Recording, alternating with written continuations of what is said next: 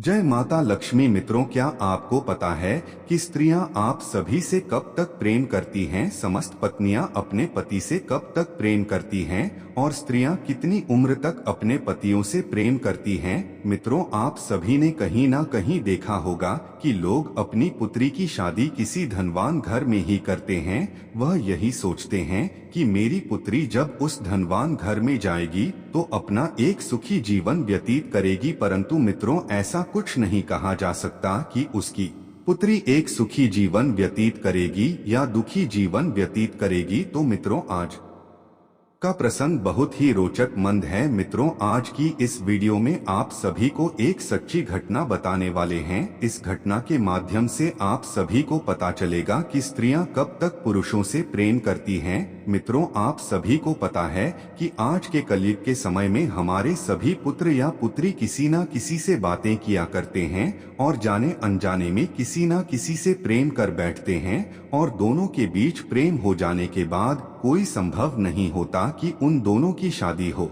जाए। मित्रों, जब उन दोनों की शादी नहीं होती तो दोनों प्रेम के वशीभूत होकर अपने घर परिवार को छोड़कर भाग जाते हैं और कहीं पर बसेरा कर लेते हैं और शादी भी कर लेते हैं। मित्रों, आज के कलयुग के समय में ऐसी चर्चाएं हर कहीं सुनने को मिलती हैं। मित्रों, आज के कलयुग के समय में यह सब होना आम बात है। मित्रों, आज आप सभी को बताएंगे कि वह कौन सी स्त्रियां हैं जो अपने पति को मरते दम तक प्रेम करती हैं और वह कौन सी स्त्रियां हैं जो अपने पति के होते हुए भी पराया पुरुष की ओर आकर्षित रहती हैं और अपने पति से दिखावे मात्र के लिए प्रेम करती हैं। तो मित्रों, आप सभी को वीडियो को शुरू से लेकर अंत तक देखना होगा, तभी मित्रों आप सभी को पता चल पाए कि कौन सी स्त्रियां अपने पति से कब तक प्रेम करती हैं। मित्रों, कथा को आगे जानने से पहले वीडियो पर पहली बार है तो वीडियो को लाइक कर दीजिए और साथ में चैनल को भी सब्सक्राइब कर दीजिए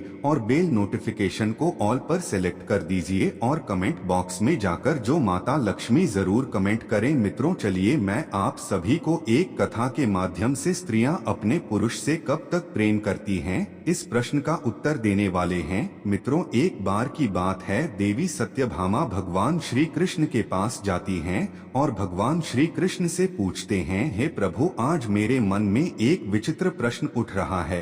तभी भगवान श्री कृष्ण जी कहते हैं, हे देवी, तुम्हारा प्रश्न क्या है? तुम अपना प्रश्न निसंकोच होकर पूछ सकती हो। तब देवी सत्यभामा कहती हैं, हे प्रभु, मेरा प्रश्न यह है कि समस्त स्त्रियां या पत्नियां अपने पति से कब तक प्रेम करती है और कितनी उम्र तक प्रेम करती हैं। मित्रों, यह बात सुनकर भगवान श्री कृष्ण जी कहते हैं, हे देवी, आज आपने अति उत्तम प्रश्न किया है। यह प्रश्न समस्त पुरुषों के लिए है कि स्त्रियां उनसे कब तक प्रेम करती हैं। हे देवी, मैं तुमको इस प्रश्न का उत्तर एक कथा के माध्यम से देने वाला हूँ। हे देवी, इस कथा को तुमको शुरू से लेकर अंत तक पूरे मन से सुनना होगा। आगे देवी सत्यभामा कहती हैं, हे प्रभु, आपके मुख से वह कथा सुनना कितनी सौभाग्य की बात है। आगे भगवान श्री कृष्ण जी कहते हैं, हे देवी, इस कथा को जो पूरा सुनता है उसके घर में सदैव माता लक्ष्मी का वास होता है और भगवान शनिदेव की छत्र छाया उसके ऊपर हमेशा बनी रहती है। और जो भी इस कथा को अंत तक नहीं सुनता है उसके घर को माता लक्ष्मी छोड़कर चली जाते हैं। और आगे भगवान श्री कृष्ण जी कहते हैं, हे देवी, इस कथा को तुम पूरे ध्यान से अंत तक सुनना। तब देवी सत्यभामा कहती हैं, हे प्रभु, मैं आपको वचन देता हूँ कि मैं इस कथा को शुरू से लेकर अंत तक सुनूंगी। तब भगवान श्री कृष्ण कथा को आगे सुनते हुए कहते हैं, हे देवी, एक बार की बात है, उत्तर प्रदेश में एक स्वभावमान नगरी थी। उस नगर में एक बहुत बड़ा घना जंगल था। उस जंगल में ना तो कोई आता था ना तो कोई जाता था। उस जंगल में सिर्फ और सिर्फ जंगली जानवरों का बसेरा था। मित्रों, उत्तर प्रदेश में एक राजा राज्य करता था जिसका नाम धर्मराज था और उस राजा की उम्र लगभग 42 वर्ष की हो चुकी थी और उस राजा की अभी तक शादी नहीं हुई थी, क्योंकि आज तक उसे कोई भी स्त्री पसंद नहीं आई थी। उसके लिए कोई भी स्त्री सुंदर नहीं थी मित्रों। उस राज्य में एक जंगल था। उस जंगल की चर्चा बहुत ज्यादा हो रही थी मित्रों। जब उस राजा ने यह चर्चा सुनी कि उनके नगर में एक जंगल है जहां पर ना तो कोई आता था और ना ही कोई जाता था और उस जंगल में सिर्फ जंगली जानवर ही रहा करते थे, मैं तो वह खबर सुनकर राजा उस नगर के जंगल में जाने का निर्णय लेता है और वह अपने मंत्रियों को आदेश देकर एक अश्व तैयार करवाता है और वह राजा उसे अश्व पर बैठकर उस नगर के जंगल के लिए रवाना हो जाता है मित्रों। वह राजा जब उस जंगल में प्रवेश करना ही वाला था तभी उस जंगल के किनारे उसे एक कुटिया दिखाई देती है। तब वह राजा सोचता है कि मैंने सुना था कि इस जंगल में ना ही तो कोई आता था और ना ही तो कोई जाता है, तो यहाँ पर यह कुटिया कैसे। तब वह राजा उस कुटिया को बड़े ध्यान से देख रहा होता है तो वहाँ पर उसे एक सुंदर स्त्री दिखाई देती है। वह इतनी सुंदर थी कि राजा उसे एक बार ही देखने पर उस पर मोहित हो गया और वह राजा दूर से ही उस स्त्री पर नजर रखे हुए था और बड़े ध्यान से उस स्त्री को देख रहा था। और जब वह राजा उस स्त्री के पास जाता है तो वह राजा देखता है कि वह एक वैश्या है। वह वैश्य बहुत ही सुंदर थी। उसने एक ही नजर में राजा का दिल जीत लिया था मित्रों। उस वैश्या को देखकर ऐसा लगता था कि मानो मुझे स्वर्ग से कोई अप्सरा आ गई हो मित्रों। वह राजा उस वैश्या को बहुत ही ध्यानपूर्वक से देख रहा था और वह राजा उस वैश्या पर मोहित हो गया और फिर उसने उस वैश्य से विवाह करने का प्रस्ताव रख दिया मित्रों। उस राजा को पता था कि वह एक वैश्या थी, तब भी वह राजा उस वैश्या का दीवाना हो चुका था। वह राजा आज तक ऐसी स्त्री नहीं देखी थी, इसीलिए उस राजा ने आज तक अपना विवाह नहीं किया था। जहां पर 42 वर्ष की उम्र तक अन्य राजाओं की 3-3 4-4 रानियां हो जाया करती थी, वहां पर इस राजा ने अभी तक अपना विवाह नहीं किया था। और जब वह राजा उस वैश्या पर मोहित हो गया और विवाह का प्रस्ताव रखने के बाद वह राजा कहता है कि हे देवी, मैं आपके बिना अब एक पल भी नहीं रह सकता हूँ, इसलिए हे देवी आप कृपा करके मुझसे विवाह कर लीजिए। और आगे वह राजा कहता है कि हे देवी, मुझे पूरी तरह से मालूम है कि आप एक वैश्या हैं। तब वह वैश्या कहती है महाराज, मैं एक वैश्या हूँ, मैं किसी से भी प्रेम नहीं कर सकती, क्योंकि महाराज वैश्या का कोई भी धर्म नहीं होता है और वेश्याएं सिर्फ और सिर्फ धन से प्रेम करती हैं। वेश्याओं को जहां पर धन अधिक मिलेगा वहीं पर वैश्या जाएगी। क्या महाराज आपको पता है कि हमारे जीवन में आपके के जैसे हजारों लोग आते हैं और मेरे ऊपर सैकड़ों लाखों स्वर्ण मुद्राएं लुटा कर चले जाते हैं। आगे वह राजा कहता है, हे देवी, मैं आपके कहने का मतलब नहीं समझ पाया हूँ कि आप कहना क्या चाहती हैं। हे देवी, कृपा करके आप मुझे विस्तार से बताएं। तब वह वैश्या कहती है, हे राजन, मैं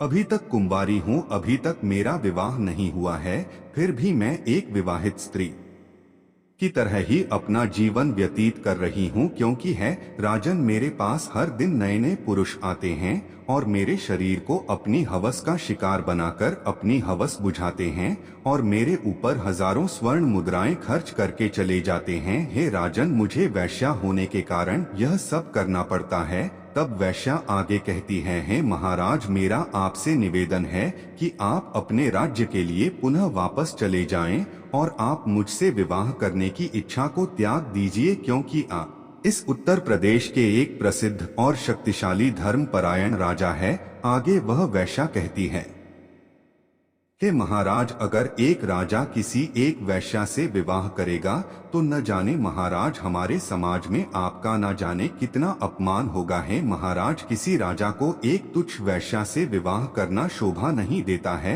आगे राजा से कहती है, हे राजन, न जाने कितनी राजकुमारियां आपको मुझसे भी सुंदर सुंदर मिल जाएंगे। आप उन राजकुमार के साथ विवाह करके अपना एक सुखी जीवन व्यतीत कर सकते हैं। और हे राजन, अगर रही बात मुझसे शादी करने की तो आप मेरे शरीर का एक बार भरपूर आनंद लेने के बाद आप अपने राज्य में वापस लौट जाएं। आगे वह राजा कहता है, हे देवी, मैं आपके बारे में सब कुछ तो जानता हूँ, फिर भी मैं आपकी सुंदरता पर मोहित हो चुका हूँ। मैं किसी भी हालत में आपसे विवाह करना चाहता हूँ। मित्रों, वह राजा उस वेश्या की सुंदरता पर पूरी तरीके से मोहित हो चुका था और उसके प्रेम में अंधा हो चुका था और उस राजा को अब खुद पर नियंत्रण नहीं हो रहा था। मित्रों, फिर उस राजा की जिद पर उस वेश्या ने कहा है, राजन ठीक है, मैं आपसे विवाह करने के लिए तैयार हूँ। मैं आपसे विवाह अवश्य ही करूंगी, मैं आपकी रानी अवश्य बनूंगी, परंतु महाराज मेरी कुछ शर्तें हैं जिन शर्तों को आपको मंजूर करना होगा। अगर आप मेरी इन शर्तों को मंजूर कर लेते हैं तब मैं आपसे विवाह कर लूंगी और मैं आपकी रानी बन जाऊंगी। तब वह राजा कहता है, हे देवी, आप अपनी शर्त बताएं, मैं आपकी शर्तें अवश्य मानूंगा। आगे वह वेश्या कहती है कि हे महाराज, मेरी वृद्ध माता और पिता है, आपको इन्हें अपने राजमहल में ले जाना होगा और मेरे माता पिता की अच्छी तरीके से देखभाल करनी होगी। और अगर मेरे माता पिता को कभी भी कुछ भी हो गया, कोई भी परेशानी हो गई, तो मैं आपके राजमहल को छोड़कर चली आऊंगी। और महाराज, मेरी दूसरी शर्त यह है कि आपके महल में रहकर मैं जो भी करूंगी आप मुझे रोकेंगे नहीं। जिस दिन आपने मेरे ऊपर कोई भी पाबंदी लगाने की कोशिश की तो मैं उस दिन आपके राजमहल को छोड़कर चली आऊंगी। मित्रों, यह दो शर्तें उस वेश्या ने राखी और फिर वह राजा तो वेश्या के प्यार में अंधा हो चुका था। वह उस वेश्या की इन दोनों शर्तों को मान लेता है और उस वेश्या को वचन दे देता है और कहता है कि देवी, आप जैसा कहो वैसा ही होगा, परंतु आप मुझसे विवाह करके मेरे राजमहल चलिए, क्योंकि मैं आपके बगैर अब एक पल भी व्यतीत नहीं कर सकता। क्योंकि हे देवी, मैं आपसे बहुत अधिक प्रेम करता हूँ और मैं आपके बगैर जीवित नहीं रह सकता। इसलिए हे प्रिय, आप देर न करते हुए मुझसे विवाह करके हमारे राजमहल में चलिए और आपने जो शर्तें बताए हैं मैं उन्हें पूर्ण तरीके से उन शर्तों का पालन करूँगा। फिर मित्रों, उस वेश्या ने उस राजा से शादी कर ली और फिर अपने बूढ़े माता पिता को लेकर उस राजा के साथ विवाह आदि संपन्न करके वहां से राजमहल के लिए प्रस्थान कर जाती है। और वह राजा उस वेश्या को लेकर अपने राजमहल में आ जाता है और वहीं पर दोनों एक साथ महल में रहने लगते हैं और उस वेश्या के बूढ़े माँ बाप को एक सुंदर से कमरे में छोड़कर और सैनिकों को कुछ आदेश देकर वहां से चला आता है। और मित्रों, जब यह बात वहां की प्रजा तक पहुंचती है तब प्रजा को यह मंजूर नहीं था कि हमारे महाराज किसी एक वेश्या के साथ रहे। हमारे महाराज के लिए तो हजारों रानियां लाइन लगाकर खड़ी हो जाएंगी, परंतु हमारे महाराज ने एक वेश्या से विवाह कर लिया। मित्रों, उधर वह राजा उस वेश्या से विवाह करने के बाद उस वेश्या के साथ प्रेम पूर्वक अपना जीवन व्यतीत करने लगा। मित्रों, वह राजा अब तो राज दरबार भी लगाना भूल चुका था, क्योंकि मित्रों वह राजा उस वेश्या के प्यार में इतना अंधा हो चुका था कि वह अपनी पत्नी को छोड़कर कहीं नहीं जाता था। वह राजा दिन और रात अपनी पत्नी के साथ व्यतीत करता था और पूरी प्रजा मंत्रीगढ़ राजा के इस हरकत से बहुत नाराज थे। मित्रों, अब वह राजा राज दरबार लगाना भूल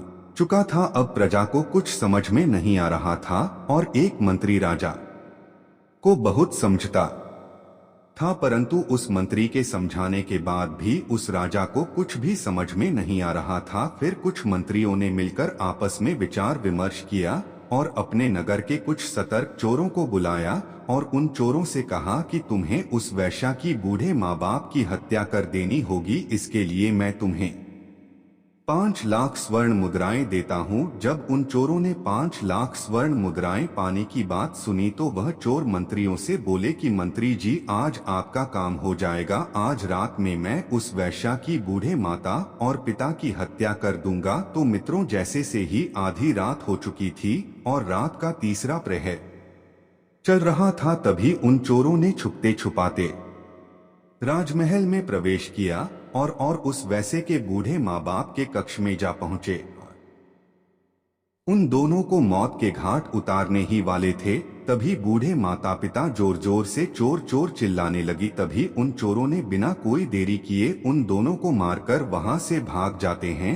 जब उस वैश्या ने अपने बूढ़े माता पिता की आवाज सुनी तो उसने महाराज से कहा, हे राजन, लगता है हमारे माता पिता को कोई समस्या है। तब वह वैश्या और राजा धर्मराज उनके माता पिता के कमरे में जाते हैं तो वहां पर देखते हैं कि उनके माता और पिता की मौत हो चुकी है और मौत करने वाला वहां से भाग गया है। फिर मित्रों, वह राजा उन चोरों को थोड़ा सा देखता है और उनके पीछे पीछे भागने लगता है। वह अपने पूरे महल में उनके पीछे पीछे भागता है। फिर वह चोर उस राजमहल से निकलकर जंगल की तरफ भाग जाते हैं। फिर वह राजा लौटकर उसी कक्ष में आ जाता है। मित्र, उस वैश्या ने राजा को उस कक्ष में आया हुआ देखकर उस वैश्या ने महाराज से कहा, महाराज, अब मैं क्या करूं? तब उस राजा ने कहा, हे देवी, मैं अपना वचन हार चुका हूं। हे देवी, मैंने आपको जो वचन दिया था, आपकी जो 2 शर्तें थी, मैं आपकी उन शर्तों को पूरा नहीं कर पाया। आगे वहां राजा कहता है, हे देवी, मैं तो आपकी शक्ति पूरी नहीं कर पाया हूँ। अब आपके मन में जो आए वही करिए। मित्रों, उस वैश्या ने राजा की यह बात सुनकर राजा से कहती है, हे महाराज, ठीक है, मैं अपने शर्त के अनुसार मैं आपके राजमहल को छोड़कर जा रही हूँ। मित्रों, फिर वह वैश्या उस राजा के राजमहल को छोड़कर अपनी कुटिया की तरफ निकल जाती है।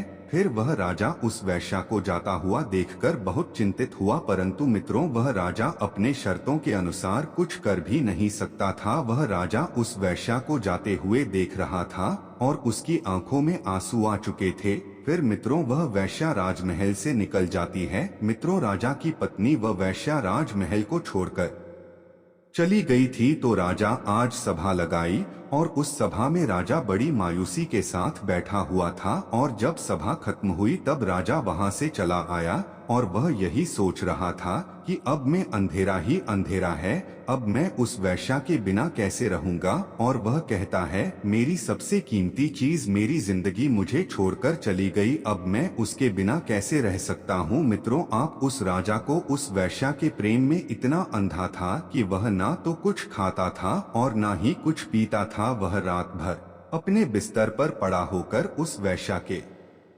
बारे में सोचा करता था। उसको रात भर नींद नहीं आ रही थी। मित्रों, इसी तरह धीरे धीरे कुछ दिन व्यतीत हुए। मित्रों, अब तो वह राजा पूरे दिन अपने बिस्तर पर पड़ा रहता था और वह मन ही मन सोचता है कि मेरा चयन और सुख सब कुछ मुझसे छीन लिया गया, और कहता है मेरे पास से सब कुछ चला गया। मित्रों, अब वह राजा उस वैश्या के लिए बड़े ही परेशान हो रहा था। मित्रों, अब उस राजा को अपने आप को संभाल नहीं जा रहा था और एक दिन वह अपना अश्व पर बैठकर इस जंगल की तरफ, जहां पर वैश्या की कुटिया थी, वहां के लिए रवाना हो गया। मित्रों, इधर वह राजा उस वैश्या की कुटिया के पास पहुंचता है और उस वैश्या के सामने जाकर राजा उस वैश्या से कहता है कि हे प्रिय, आप हमारी पत्नी हैं और आपने अपनी शर्त के अनुसार आप हमको छोड़कर चली गई, और है प्रिय, आप जब से मुझे छोड़कर आई हैं तब से मेरा सुख और चयन सब कुछ छीन गया है।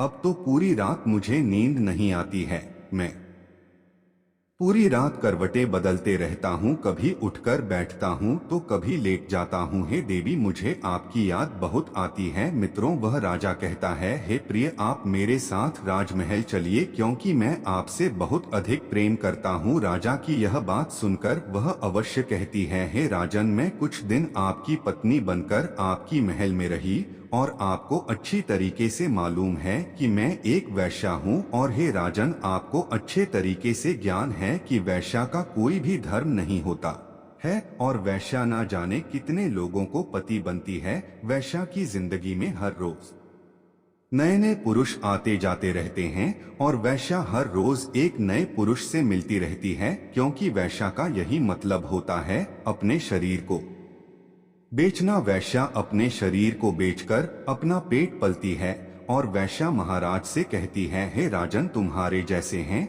न जाने कितने हवस के पुजारी मेरे द्वारा पर आते रहते हैं और मेरे शरीर का भरपूर आनंद लेते हैं और मुझे हजारों स्वर्ण मुद्राएं देकर यहाँ से चले जाते हैं। आगे वह वैश्या कहती है, हे राजन, मैं आपकी शर्त के अनुसार आपकी रानी बनकर आपके महल में रही, परंतु आपने मेरी शर्तों को पूरी नहीं कर सके, इसलिए मैं आपकी राजमहल को छोड़कर चली आई हूँ। हे महाराज, अब जिद ना करें, आप वापस अपने महल में चले जाएं, अब मैं पुनः वापस नहीं जा सकती हूँ। वैश्या की यह बात सुनकर वह राजा कहता है, हे देवी, मैं आपके बगैर नहीं रह सकता हूँ। आगे बात वैश्या कहती है, हे महाराज, आप हमारे प्रेम में बहुत ही ज्यादा पागल है। यह सब एक महाराज को शोभा नहीं देता, क्योंकि आप महान राजा हैं। हे महाराज, मैं आपको कुछ ज्ञान की बातें बताने वाली हूँ, कुछ अच्छी जानकारी देने वाली हूँ। हे महाराज, यह बातें आप पूरे ध्यान से सुनना है। महाराज, यह 3 बातें आप अपने जीवन में उतार लेना है। महाराज, मेरी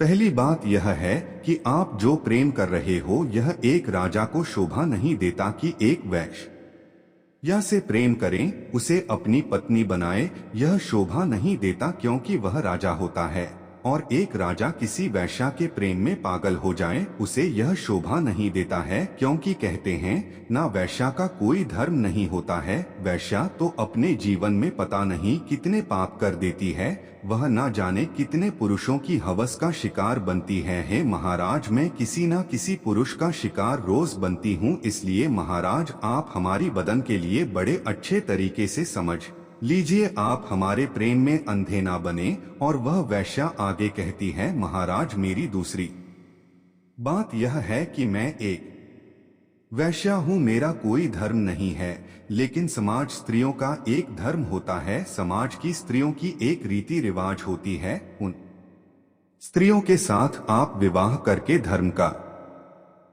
पालन कर सकते हैं। हे राजन, हमारे पौराणिक शास्त्र वेद शास्त्र कहते हैं कि जो समाज की स्त्रियां होती हैं, नारियां होती हैं, उनका धर्म होता है कि वह अपने पति के साथ में रहे, अपनी पति की सेवा करें, अपने पति को पति परमेश्वर मानकर उनकी हर बातों का पालन करें। समाज की स्त्रियों के लिए सबसे बड़ा देवता उनका पति होता है। हे राजन, उस समाज की स्त्रियों का पति चाहे निर्बल हो या बलहीनता के लिए उनके पति सबसे बड़ा भगवान होता है। वह स्त्रियां अपने पति को पति परमेश्वर मानती हैं। वह स्त्रियां अपने पति को किसी भी हालत में छोड़ कर नहीं जा सकते हैं, और उन समाज की स्त्रियों का यही कर्तव्य होता है कि वह अपने पति की सेवा करें। और हे राजन, यह बात वेश्याओं पर लागू नहीं होती है। हम वैश्या का कोई धर्म नहीं होता है। वैश्या के जीवन में पता नहीं कितने पाप होते हैं, इसलिए वैश्या तो वैश्या ही होती है। और उन समाज की स्त्रियां यही सोचती हैं कि मेरा पति किसी अन्य स्त्री के पास ना जाए